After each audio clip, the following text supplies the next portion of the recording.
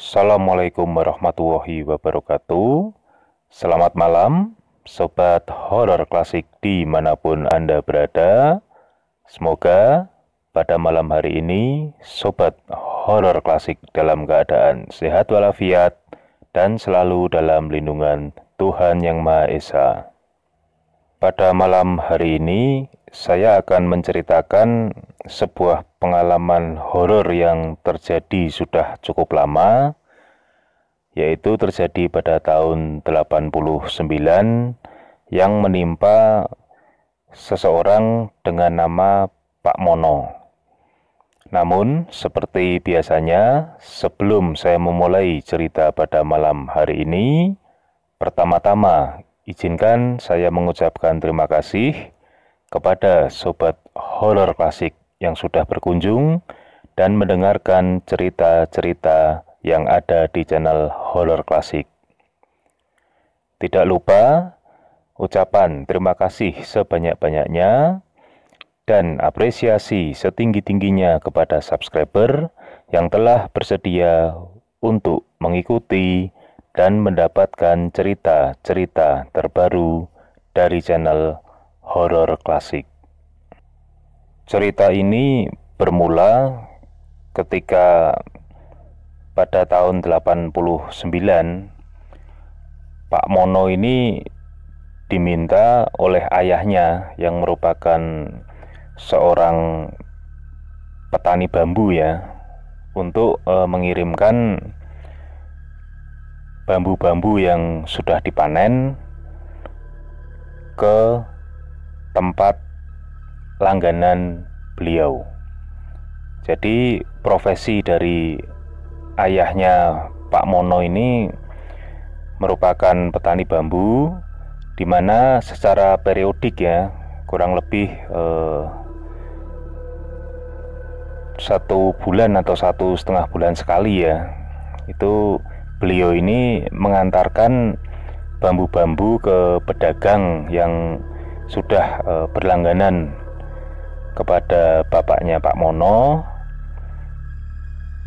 Dan kebiasaan ya pada tahun-tahun itu, untuk mengangkut bambu ini para pedagang bambu ya istilahnya ya, atau petani ini menggunakan pedati. Jadi memang di masa itu bisa dikatakan belum tren ya, orang menggunakan truk untuk mengangkut bambu.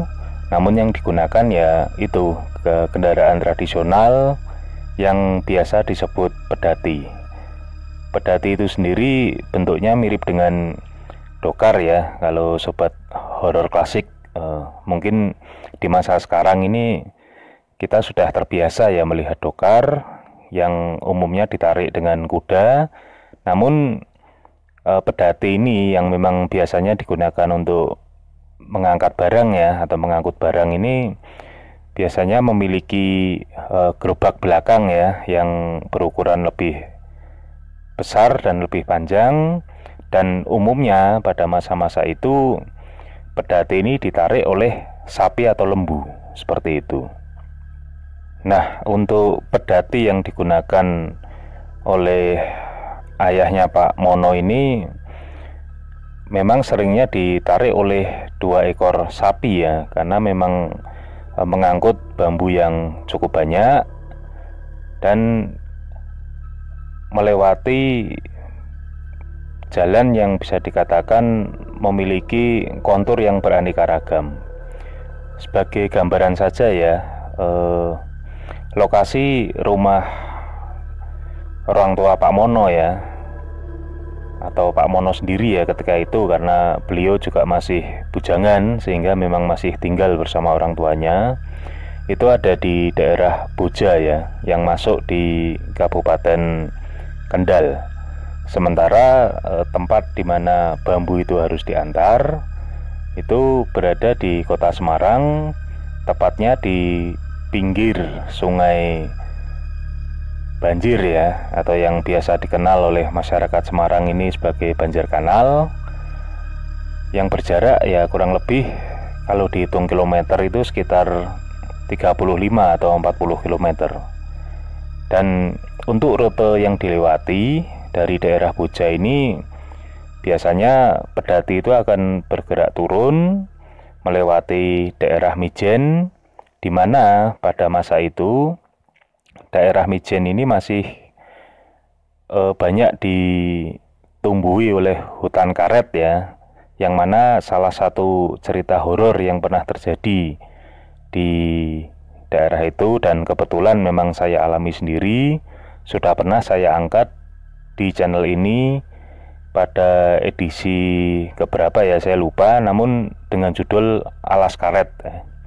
Sekaligus mungkin bagi sobat horor klasik yang tidak berasal dari Jawa dan mungkin juga yang berada di negeri jiran ya, alas itu merupakan bahasa Jawa dari hutan, seperti itu.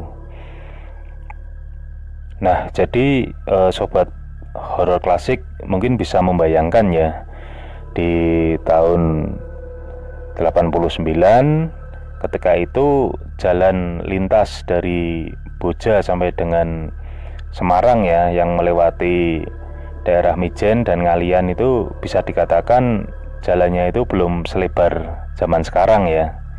Zaman dulu lebar jalan itu kurang lebih hanya sekitar 5 meter dengan jalan aspal yang tidak bisa dikatakan bagus.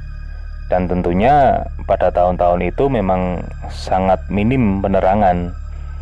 Itulah mengapa rata-rata petani bambu ini mengirim dagangan itu startnya memang pada malam hari ya. Rata-rata mereka ini berjalan ya mulai start ya itu jam 8 malam, karena memang dengan jarak tempuh kurang lebih 40 km dengan membawa beban yang hanya mengandalkan kekuatan dari 2 ekor sapi atau lembu, tentunya memang perjalanan itu tidak bisa ditempuh dengan cepat. Dan harapannya dengan mereka berangkat dari rumah masing-masing jam 8 itu, setidaknya jam 2 pagi atau jam 3 pagi mereka sudah bisa sampai di tempat tujuannya. Nah, kembali ke cerita Pak Mono ya. Di malam itu memang kebetulan ayah Pak Mono ini sedang tidak enak badan ya, dan memang kondisinya ini tidak memungkinkan beliau untuk malam itu mengirim bambu, sehingga Pak Mono lah yang diminta tolong untuk menggantikan ayahnya mengirim bambu-bambu tersebut. Nah, tentunya ya Pak Mono melaksanakan perintah dari ayahnya. Di samping karena dulu ya, waktu pada saat remaja di tahun-tahun menjelang akhir tahun 70-an ini ya, Pak Mono memang sempat beberapa kali ikut ayahnya ketika ayahnya ini mengirim bambu ke pelanggannya. Dan seperti yang sudah-sudah ya Pak Mono setelah menyiapkan bambu-bambu di gerobak pedatinya, beliau ini bersiap untuk berangkat tepat jam 8 malam. Tiba-tiba ayah Pak Mono ini menyusul Pak Mono yang pada saat itu sudah siap di atas pedati dan siap menjalankan 2 ekor sapinya, dan memberikan sebuah bungkusan. Bungkusan itu ternyata berisi beras ya. Dan ketika itu ayah Pak Mono ini berpesan kepada Pak Mono bahwa ketika nanti pedati ini sudah sampai di daerah Bukit Silayur, Pak Mono ini diminta untuk menebarkan beras ke kanan dan kiri jalan yang dilaluinya. Tentunya Pak Mono ini sedikit heran, kenapa kok Pak Mono harus melakukan hal tersebut. Namun ayahnya tidak menjawab pertanyaan itu, malah justru menambahkan pesan bahwa apapun yang terjadi, jangan pernah berhenti di Bukit Silayur.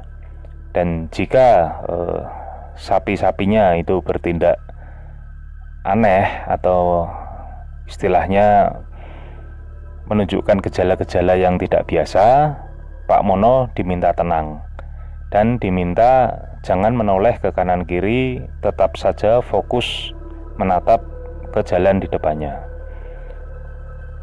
Ya, tentunya Pak Mono ini menjadi sedikit sedikit kepikiran ya, apa maksud dari ayahnya berpesan seperti itu. Namun ya Pak Mono ini tetap saja berjalan ya akhirnya, karena memang pesanan memang besok pagi sudah harus sampai di tempat pelanggan tersebut.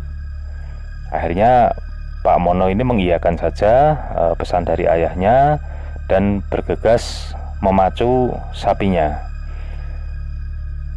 Sebagai tambahan gambaran ya, karena memang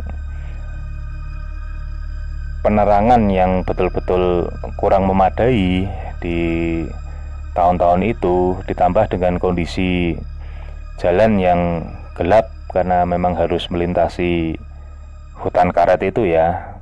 Sebagai langkah pengamanan, biasanya para petani bambu ini menambahkan semacam lampu teplok ya, atau lampu sentir yang menggunakan kain yang dibakar itu ya di dalam satu wadah untuk diikatkan di ujung bambu yang paling panjang di bagian belakang. Demikian juga di bagian samping kanan dan kiri itu juga ditambahkan lampu sentir semacam itu.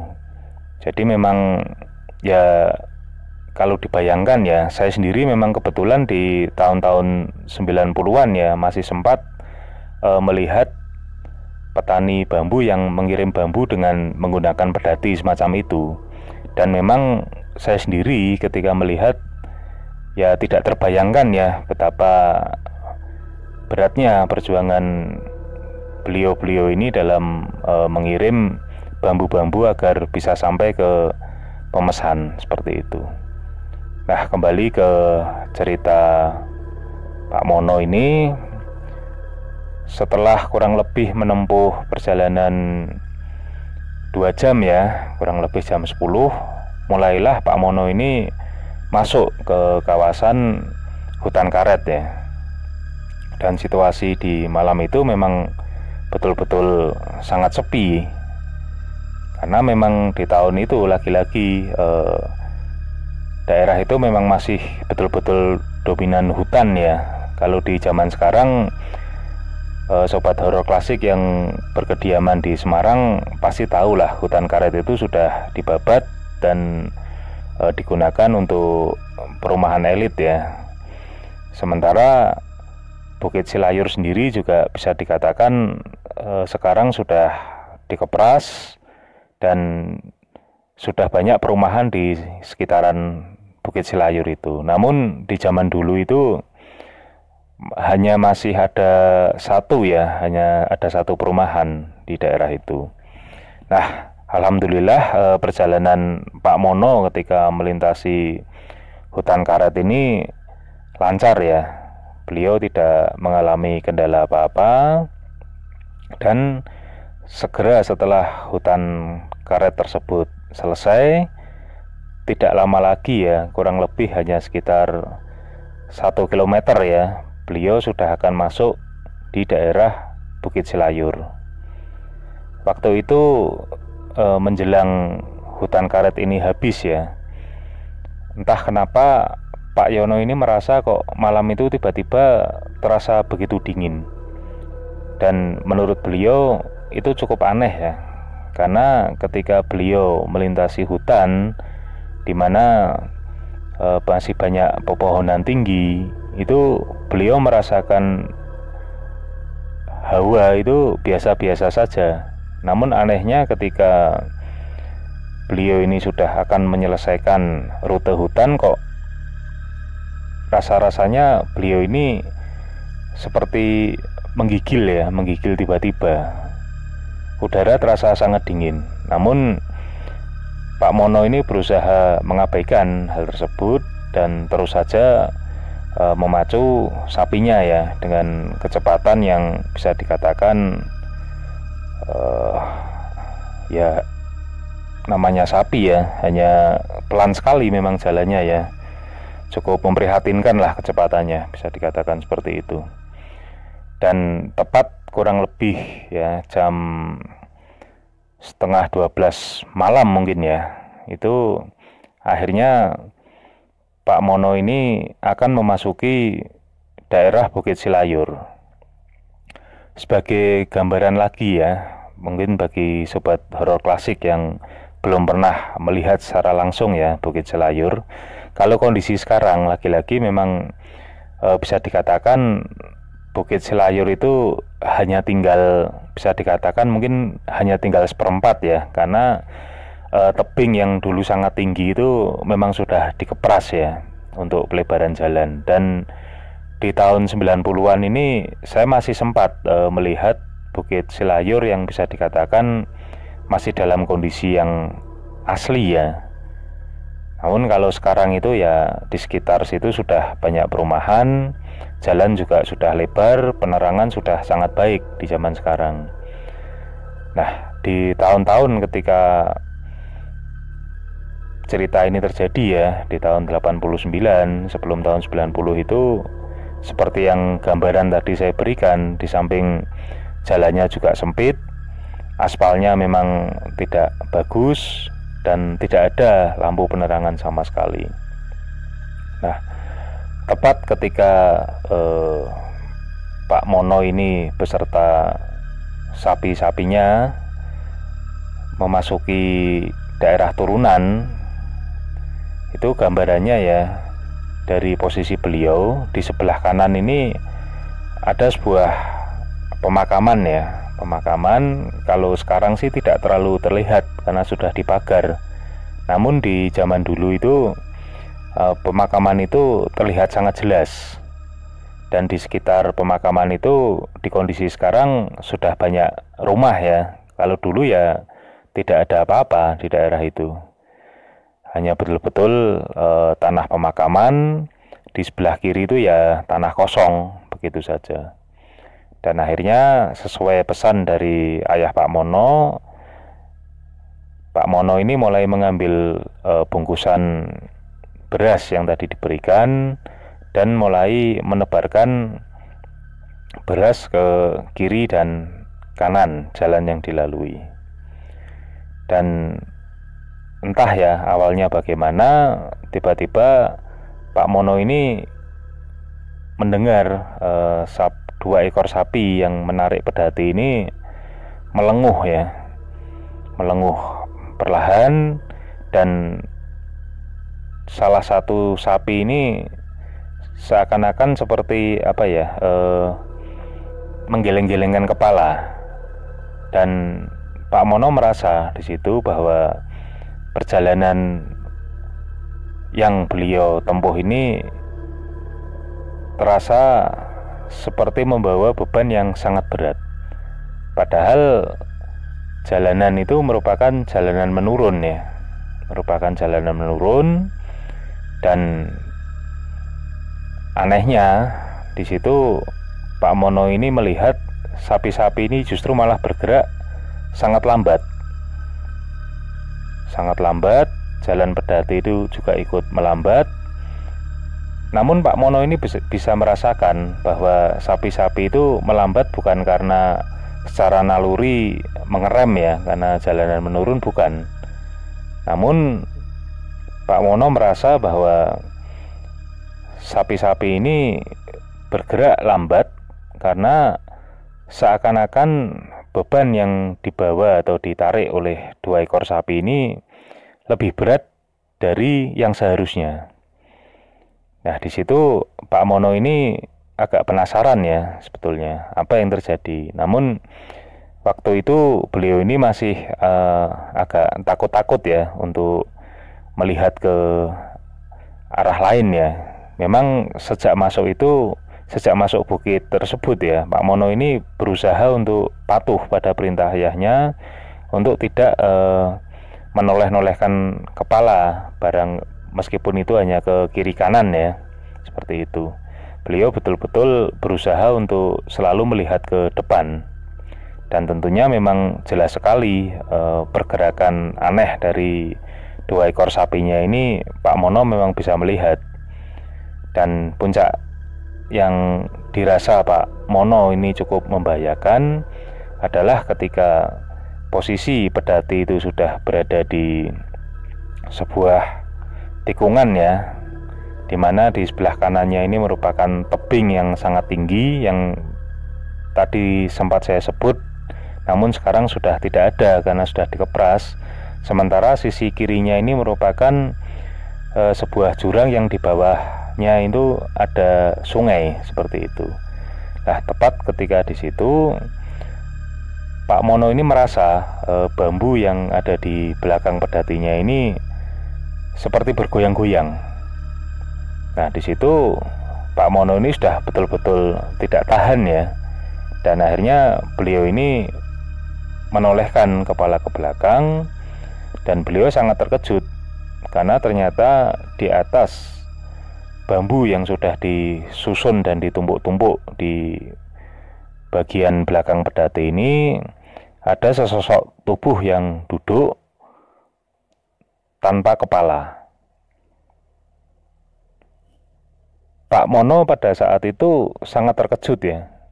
Namun beliau ini berusaha untuk menguatkan diri sambil tetap berusaha mengendalikan sapi-sapinya. Dan Pak Mono pada saat itu yakin bahwa sosok yang duduk di belakang pedatinya ini di atas bambu-bambu itu merupakan sosok perempuan. Karena memang dari perawakan dan dari pakaian yang digunakan, Pak Mono bisa mengenali bahwa itu merupakan sosok gembung atau tubuh seorang perempuan. Dan akhirnya Pak Mono ini kembali menengokkan kepala ke depan. Beliau tidak mau lagi menengok ke sembarang arah. Dan di dalam hati Pak Mono ini berusaha untuk merapal doa-doa ya. Namun memang perjalanan itu dirasa masih berat juga ya, karena memang si sapi-sapi ini juga ketika kejadian di mana Pak Mono melihat adanya sosok yang duduk di belakang ini, sapi ini juga bertingkah semakin aneh.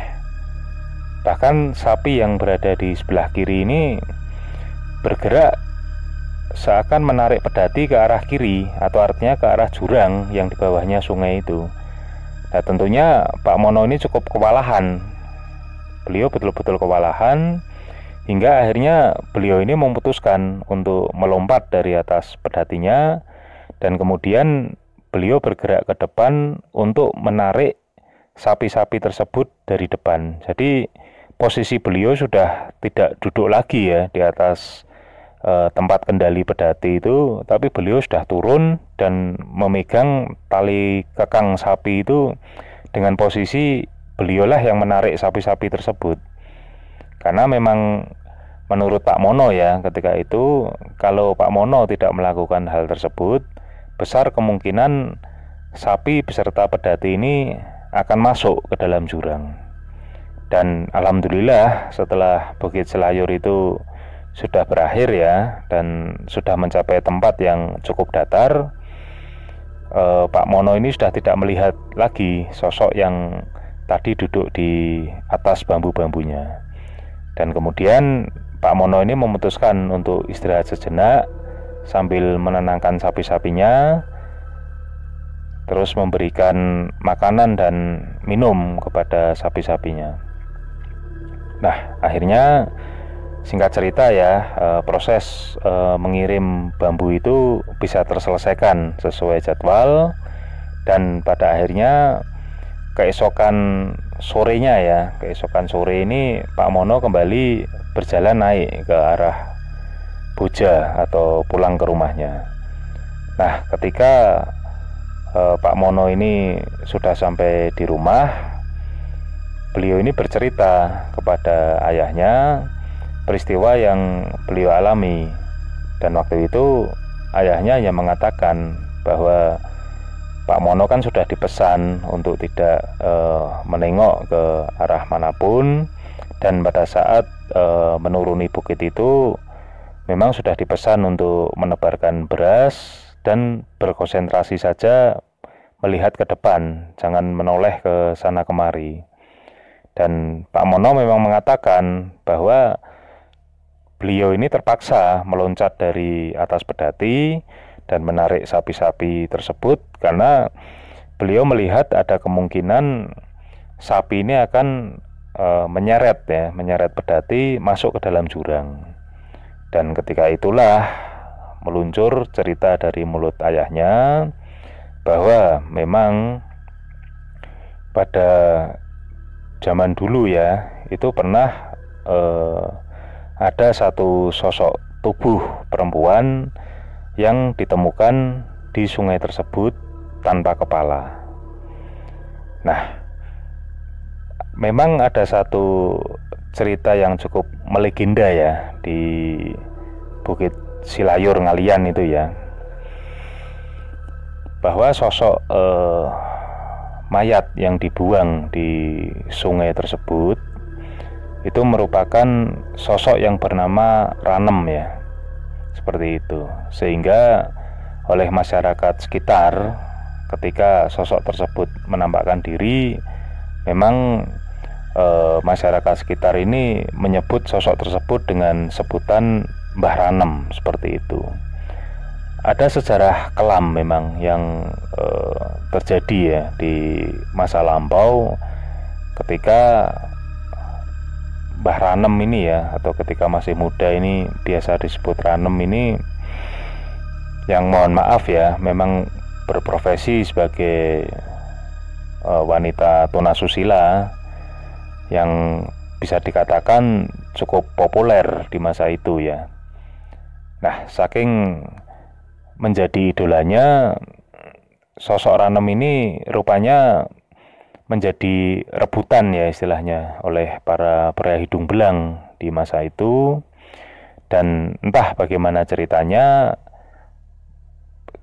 pada suatu malam Ranem ini dibunuh oleh, bisa dikatakan, pelanggannya sendiri ya, hingga kemudian tubuhnya dibuang di sungai tersebut, sementara kepalanya yang memang dipenggal dari tubuhnya ini sampai sekarang tidak pernah ditemukan.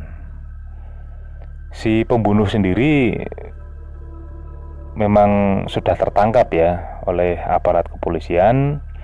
Hanya saja memang ketika dilakukan pencarian, kepala Ranem ini tidak pernah ditemukan.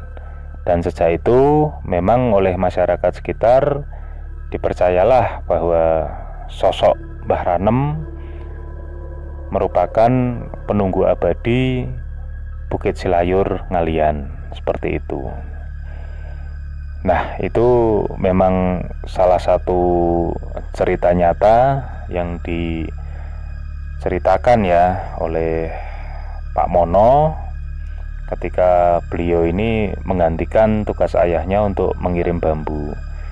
Dan tempat di mana banyak penjual bambu yang tadi saya sebutkan berada di pinggir sungai banjir ya, atau biasa disebut banjir kanal, merupakan tempat di mana lokasi pleret yang juga pernah saya ceritakan salah satu kisah horornya di channel ini. Jadi memang bisa dikatakan rute dan tujuan yang dilalui oleh Pak Mono pada malam sampai dengan dini hari tersebut memang merupakan lokasi yang bisa dikatakan cukup wingit ya, atau angker. Sekali lagi kepada sobat horor klasik yang mungkin tidak paham ya dengan bahasa atau istilah Jawa, wingit itu merupakan bahasa Jawa dari angker ya, seperti itu. Nah, itu tadi sobat horor klasik, salah satu cerita yang terjadi pada era tahun 80-an ya, tentang seorang penarik pedati yang membawa hasil panen bambu untuk diantar kepada pelanggannya. Dan jujur ya, saya sendiri memang terakhir kali melihat ya pedati yang mengangkut bambu itu, kalau saya tidak salah ya, itu di tahun-tahun 94 atau 95 ya, ketika saya melintasi Jalan Ngalian ya. Dan ketika itu pun juga Jalan Ngalian juga bisa dikatakan belum selebar dan sebaik sekarang, apalagi penerangannya memang belum sebaik kondisi sekarang ya. Dan Bukit Silayur itu pun juga ketika di tahun-tahun 90-an ini saya melintasi daerah tersebut, ketika jalan memang masih sempit ya, bisa dikatakan seperti itu, dan bukit itu belum dikepras. Memang saya pribadi merasakan ya, kalau dari arah bawah hendak naik ke arah Boja, daerah Kabupaten Kendal ini, memang bisa dikatakan ada perubahan suhu yang cukup ekstrim ya menurut saya ya, dimana ketika saya ini melintas dari bawah dengan sepeda motor, ya namanya suasana malam ya dingin namun tidak sampai menusuk ya. Dan anehnya memang ketika motor ini sudah masuk ke daerah Bukit Silayur, dingin ini, rasa dingin ini tiba-tiba betul-betul terasa menusuk sampai ke dalam tulang, istilahnya begitu. Padahal kalau menggunakan logika manusia ya, seharusnya ketika melintasi bukit itu, kita itu sebetulnya justru terlindung dengan adanya tebing yang cukup tinggi. Namun entah apakah memang justru dengan adanya tebing itu dan di satu sisi dan sisi seberangnya merupakan jurang di mana di bawahnya ada sungai yang cukup deras, ini justru malah menimbulkan aliran angin ya. Ya ini wallahu alam ya, saya tidak tahu. Namun yang jelas memang suasana yang bisa dikatakan cukup mistis ya, memang sangat terasa ketika di malam hari melintasi Bukit Silayur tersebut. Apalagi memang dulu saya betul-betul menyaksikan ya, bahwa makam yang diceritakan Pak Mono itu memang dulu itu memang betul-betul belum berpagar ya. Jadi seakan-akan ketika kita melewati jalan aspal yang lebarnya hanya kurang lebih 5 meter dan itu digunakan untuk dua arah ya, itu ya seperti kita itu berjalan betul-betul di sisi makam. Jadi ya memang saya sendiri cukup ngeri ya ketika membayangkan posisi Pak Mono yang pada malam hari itu harus membawa bambu dan menggunakan pedati yang tentunya memang tidak seperti sepeda motor ya. Kalau kita dalam kondisi takut, kita tinggal menarik gas saja dengan harapan kendaraan bisa ngebut. Tapi kalau menggunakan pedati itu yang mengandalkan tenaga sapi ya, apalagi dengan menarik beban yang sedemikian berat, rasanya memang betul-betul ya tidak tertanggungkan ya, mungkin rasanya ya. Saya betul-betul tidak bisa membayangkan kengerian yang dialami oleh Pak Mono pada malam hari itu. Dan memang Pak Mono pada akhirnya memang hanya satu kali itu saja ya dimintai tolong oleh ayahnya. Dan pada akhirnya memang setelah masuk tahun-tahun 95 atau 96 ya, mulailah para petani bambu ya di daerah Boja ini menggunakan truk untuk mengirim kiriman bambu dengan sistem patungan. Sementara kalau zaman dulu memang biasa mengangkut sendiri-sendiri dengan menggunakan pedati masing-masing. Hingga akhirnya di tahun-tahun yang belakangan ini mereka sudah mulai menggunakan truk dengan sistem patungan. Kalau mungkin di zaman dulu berpikirnya mungkin supaya menekan biaya operasional ya, namun dengan segala pertimbangan akhirnya ditemukan cara yang lebih ekonomis dan lebih menguntungkan untuk semua pihak, seperti itu. Nah, mungkin ini cerita yang bisa saya bagikan pada malam hari ini. Semoga ya Sobat Horor Klasik bisa menikmati cerita yang saya sampaikan pada malam hari ini. Oh ya, sebelum saya mengakhiri cerita ini, saya mohon maaf ya kepada Sobat Horor Klasik, bila mana mungkin di beberapa video saya di akhir-akhir ini kadang-kadang terjadi lag atau jeda suara ya. Ini terus terang saya tidak tahu ada masalah apa dengan perangkat yang saya gunakan, atau mungkin ada masalah dengan memorinya. Namun memang di beberapa video ya yang belum sempat saya upload ini ada beberapa kejadian semacam itu, sehingga saya terpaksa memang membatalkan beberapa video yang sebetulnya memang sudah akan saya upload, namun karena ada gangguan yang cukup mengganggu ya menurut saya, sehingga saya membatalkan terlebih dahulu dan mencoba mencari mana video yang kira-kira tidak ada gangguan, dan itulah yang akan saya upload terlebih dahulu. Jadi mohon maaf bila belakangan ini mungkin saya mengupload cerita bisa dikatakan agak lambat ya, karena memang mau tidak mau saya harus melakukan seleksi terlebih dahulu setelah proses convert selesai, seperti itu. Baik, Sobat Horor Klasik, cerita pada malam hari ini saya cukupkan sampai di sini. Saya ucapkan terima kasih kepada Sobat Horor Klasik yang bersedia mendengarkan cerita ini.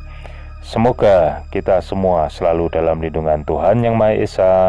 Wassalamualaikum warahmatullahi wabarakatuh.